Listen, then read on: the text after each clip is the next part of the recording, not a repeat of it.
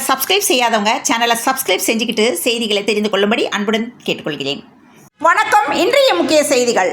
முதலமைச்சர் மு க ஸ்டாலின் கொடைக்கானலில் ஓய்வு பெற்றுக் கொண்டிருக்கும் நிலையில் 2019, 2021, 2024 ஹாட்ரிக் சக்சஸ் பெற்ற நிலையில் 2026 தொடருமா கொடைக்கானல் சென்டிமெண்ட் என்ற கேள்வி எழும்பியுள்ளது.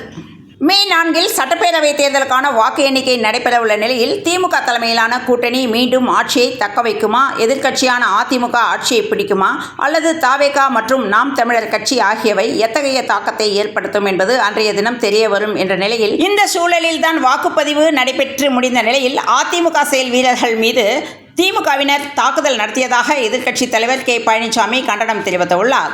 இதுகுறித்து அவர் வெளியிட்டுள்ள எக்ஸ் தள பதிவில், நடந்து முடிந்த தமிழ்நாடு சட்டப்பேரவை தேர்தலில் அனைத்திந்திய அண்ணா திராவிட முன்னேற்ற கழகம் மகத்தான வெற்றி பெற வேண்டும் என்பதற்காக அயராது பாடுபட்ட கழக நிர்வாகிகள் மீதும் தொண்டர்கள் மீதும் திமுகவினர் தாக்குதல் நடத்தியதாக செய்திகள் வருகின்றன. இந்த போக்கு மிகவும் கண்டிக்கத்தக்கது என்று தெரிவித்துள்ளார். திருச்சி மாநகராட்சி எல்லைக்கு உட்பட்ட மலைக்கோட்டை தாயுமானவர் சுவாமி கோவில் சுற்றியுள்ள ஆக்கிரமிப்புகளை அகற்ற மதுரை உயர்நீதிமன்றம் உத்தரவிட்டது. இதைத் தொடர்ந்து திருச்சி மாநகராட்சிக்கு உட்பட்ட தெப்பக்குளம் அருகே உள்ள பர்மா பஜார் கடைகளை சிங்காரத்தோப்பில் புதிய இடத்திற்கு மாற்ற ஏற்பாடு செய்யப்பட்டது.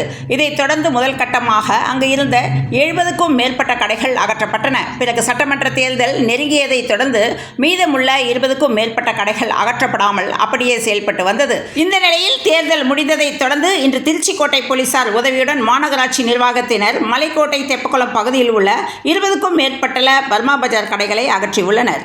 கோவை ஆவாரம்பாளையம் பகுதியில் ஆட்கள் நடமாட்டம் இல்லாத நேரத்தில் நிறுத்தி வைக்கப்பட்டிருந்த கார் மீது மர்ம நபர் ஒருவர் கல்வீசி கண்ணாடியை உடைத்து சென்ற சம்பவத்தின் சிசிடிவி காட்சிகள் வெளியாகி அதிர்ச்சியை ஏற்படுத்தியுள்ளது. கோவை ஆவாரம்பாளையம் பகுதியைச் சேர்ந்தவர் அருண்குமார். இவர் தனது வீட்டின் முன் காரை நிறுத்தி வைத்து இருந்தவர். இந்நிலையில் நேற்று பகல் 2 மணி அளவில் அல்லது ஆட்கள் நடமாட்டம் குறைந்த நேரத்தில் இருசக்கர வாகனத்தில் ஹெல்மெட் அணிந்து வந்து இருந்த மர்ம நபர் ஒருவர் காரின் முன்பு வாகனத்தை நிறுத்தி அப்பகுதியை நோட்டமிட்டு உள்ளார். யாரும் இல்லை என்பதை உறுதி செய்து கொண்ட அந்த நபர் தனது இருசக்கர வாகனத்திலேயே கொண்டு வந்திருந்த கல்லை எடுத்து நிறுத்தப்பட்டிருந்த காரின் முன்பக்க கண்ணாடி மீது பலமாக வீசியுள்ளார். இதில் காரில் கண்ணாடி உடைந்து கல்லை வீசிய அந்த மர்ம நபர் காரின் அருகே இருந்த சாக்கடையில் எதையோ தேடுவது போல தேடிவிட்டு சிறிது நேரத்தில் அங்கிருந்து தனது இருசக்கர வாகனத்தில் சென்று உள்ளார்.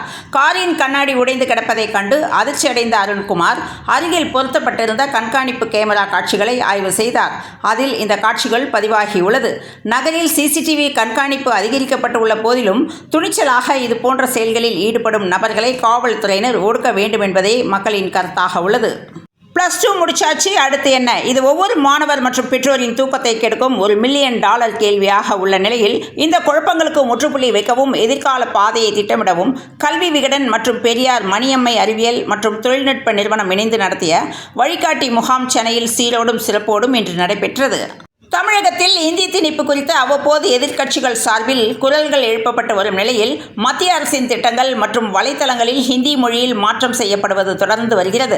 அந்த வகையில் தற்போது இந்திய வானிலை ஆய்வு மையத்தின் முதன்மை மொழி ஹிந்திக்கு மாற்றம் செய்யப்பட்டுள்ளது. ஹிந்தி திணிப்புக்கு எதிராக தமிழகத்தில் எப்போதுமே போராட்டங்கள் நடந்து வந்தாலும் அவ்வப்போது ரயில் நிலையங்கள், வங்கிகள் உள்ளிட்ட மத்திய அரசின் கட்டுப்பாட்டில் உள்ள அலுவலகங்களில் முதன்மை மொழி இந்தியாக மாற்றப்படுவது வழக்கமாகி வருகிறது. அந்த வரிசையில் தற்போது இந்திய வானிலை ஆய்வு மையத்தின் முதன்மை மொழி ஹிந்திக்கு மாற்றம் செய்யப்பட்டது பெரும் அதிர்ச்சியை ஏற்படுத்தியுள்ளது. வாக்குப்பதிவு நடைபெற்ற நேற்று முன்தினம் வியாழக்கிழமை இரவு 1 மணி வரை தமிழக வெற்றிக் கழக தலைவர் விஜய் போட்டியிட்ட திருச்சி கிழக்கு தொகுதியில் கள்ள ஓட்டு பதிவு செய்யப்பட்டதாக தவேக இணை பொதுச் செயலாளர் நிர்மல்குமார் குற்றம் சாட்டியுள்ளார்.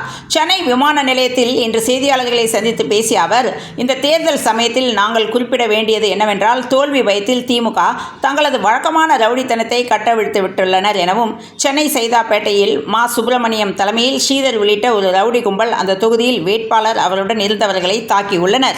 அவர்கள் மீது நாங்கள் புகார் கொடுத்தோம். அவர்களிடமிருந்து புகாரை பெற்று போலீசார் எங்கள் மீது வழக்கு போட்டுள்ளனர். இதேபோல எழும்பூரில் எங்கள் வட்ட செயலாளர் மீது தாக்குதல் நடத்தப்பட்டுள்ளது. மதுரை தெற்கில் எங்கள் வட்ட செயலாளர் பார்த்திபன் தாக்கப்பட்டார். திருச்சி கிழக்கில் இரவு 1 மணி வரை கள்ள ஓட்டு பதிவு செய்யப்பட்டதாக குற்றச்சாட்டு வந்துள்ளது. எங்கள் நிர்வாகிகள் ஆதாரங்களுடன் கொடுத்த எந்த புகாருக்கும் இதுவரை நடவடிக்கை எடுக்கப்படவில்லை என்றும், இது கடும் கண்டனத்திற்குரியது என்றும், அதிகாரிகள் இனியாவது திருந்தி திமுகவிற்கு துணை போவதை விடுத்து பொதுமக்களுக்கு பணியாற்ற வேண்டும் என்றும் பேருந்து வசதி வேண்டுமென்றே தடை செய்யப்பட்டதாகவும் இந்த தேர்தலை நடத்திய ஒரு சில அதிகாரிகள் தான் செந்தில்வேல், டேவிட்சன், ஆசீர்வாதம், உமாநாத் IAS போன்ற ஒரு சில அதிகாரிகள் சேர்ந்துதான் மொத்த தேர்தலையும் நடத்தினர். திமுக சார்பாக ஸ்டாலினுக்கும் உதயநிதிக்கும் தேர்தல் என்றால் என்னவென்றே தெரியாது எனவும் அவர்கள் இருவருக்கும் பின்னணியாக செயல்பட்ட இதுபோன்ற அதிகாரிகள் தான் போக்குவரத்து துறையில் இருந்த முக்கிய அதிகாரிகளை கொண்டு பெரும்பாலான இடங்களில் பேருந்துகளை நிறுத்தியுள்ளனர் எனவும் முக்கிய பேருந்துகள் எல்லாம் திருப்பிவிடப்பட்டுள்ளது. பேருந்துகள் எதுவும் இயக்கப்படவில்லை. எல்லா பேருந்துகளையும் அந்தந்த பணிமனைகளுக்கு கொண்டு செல்லப்பட்டன என்றும் குறைந்தபட்சம் 20 லட்சம் பேரையாவது வாக்களிக்க விடாமல் அவர்கள் அனைவரையும் ரோட்டில் ஒரு நாள் முழுவதும் 12 மணி நேரமாக பெண்களும் குழந்தைகளும் உணவின்றி நீரின்றி அவதியுற்றனர். இது ஒரு மோசமான செயல் என்றும் இதில் சம்பந்தப்பட்ட அனைத்து அதிகாரிகளும் கடுமையாக தண்டிக்கப்பட வேண்டும். ஏனெனில் போதுமான பேருந்து வசதிகள் செய்யப்பட வேண்டும் என்று ஒரு வாரத்துக்கு முன்பே தேர்தல் ஆணையம் சொல்லியிருந்தது. அதெல்லாம் தெரிந்தே வேண்டுமென்றே தேர்தலின் போது காலதாமதம் செய்து யாரையும் வரவிடாமல் செய்து போதிய பேருந்துகள் ஏற்பாடு செய்யாமல் வந்த பேருந்துகளையும் திருப்பி விட்டுள்ளனர். இது குறித்து ஏற்கனவே நாங்கள் தேர்தல் ஆணையத்தில் புகார் அளித்துள்ளோம். மேலும் செந்தில்வேல், உமாநாத் உள்ளிட்ட அதிகாரிகள் திமுகவின் கொள்கை பரப்பு செயலாளர்கள் போன்று திமுகவின் அனைத்து தவறுகளுக்கும் துணை நின்று உடந்தையாக செயல்பட்டு வருகின்றனர். இவர்கள் அனைவரும் தண்டிக்கப்பட வேண்டும். கண்டிப்பாக ஒரு பெரிய மாற்றம் வரும். 40 ஆண்டுகளாக மக்களை ஏமாற்றிய ஒரு கும்பலிடமிருந்து விடுதலை கிடைக்க வேண்டும் என்று ஒவ்வொரு இடத்திலும் மக்கள் வாக்களித்துள்ளனர். அவர்கள் எதிர்பார்த்த விடுதலை மே 4 கிடைக்கும் என்று CTR நிர்மல்குமார் தெரிவித்துள்ளார். அமெரிக்காவின் ஓக்லஹோமா மாகாணத்தின் சில பகுதிகளில் சூறாவளி தாக்கியது. இதில் குறைந்தது 10 பேர் காயமடைந்ததாக உள்ளூர் செய்தி நிறுவனம் தெரிவித்துள்ளது.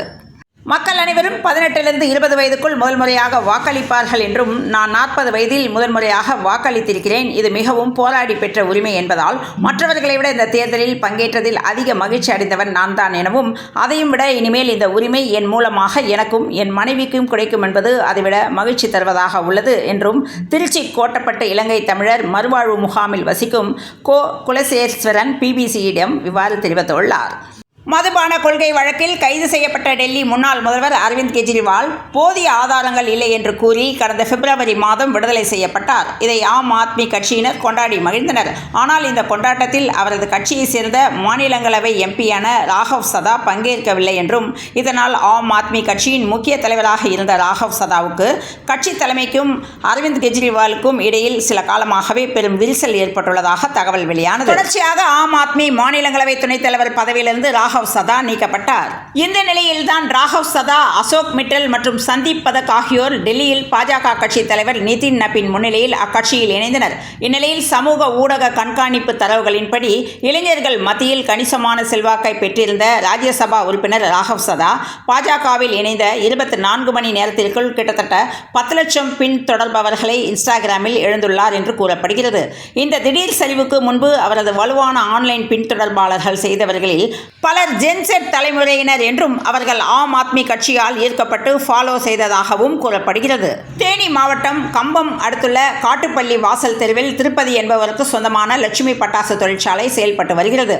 இந்த ஆலையில் ஐயப்பன், நாகார்ஜுன், சூர்யா, தினேஷ், தீனா ஆகிய 4 பேர் பணிபுரிந்து வருகின்றனர். தேர்தல் விடுமுறை காரணமாக 2 நாட்கள் பணிக்கு யாரும் வராமல் தொழிற்சாலை மூடிய நிலையில் இருந்ததாக கூறப்படுகிறது. 2 நாட்களுக்கு பிறகு பட்டாசு தயாரிக்கும் பணியில் ஈடுபட வந்த தினேஷும் சூர்யாவும் அடைத்து வைக்கப்பட்டிருந்த பட்டாசு தயாரிப்பதற்காக மூலப்பொருட்கள் வைத்துள்ள அறையை திறந்து வைத்துள்ளனர்.